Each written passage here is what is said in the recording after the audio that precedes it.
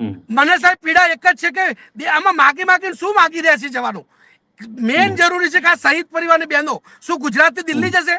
પલાશ વજીબેન જે દાહોદની બિચારી દાહોદ જિલ્લાની છે, એને ગામડામાં રહેવા વાળી, એને આઈટીબી નો દીકરો મરી ગયો, એનું પેન્શન 5 વર્ષ સુધી કોઈએ નથી કર્યું.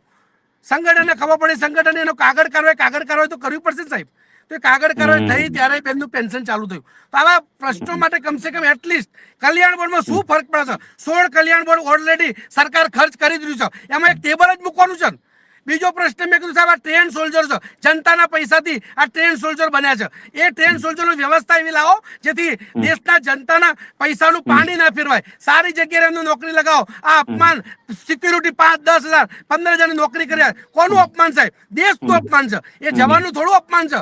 એટલે દેશે, સરકારે વિચારવાનું છે કે જે ટ્રેન સોલ્જર છે એમને આપણે કેવી રીતે એમનું બી માન સન્માન રહે, ગૌરવ રહે, અને દેશનું બી ગૌરવ. ભાઈ દેશનું જે સરહદ ઉપર જવાનું હોય, એક સામાન્ય સિક્યુરિટી કરે, તો કોનું અપમાન છે સાહેબ? એ જવાનનું નથી અપમાન સાહેબ, દેશનું અપમાન સાહેબ.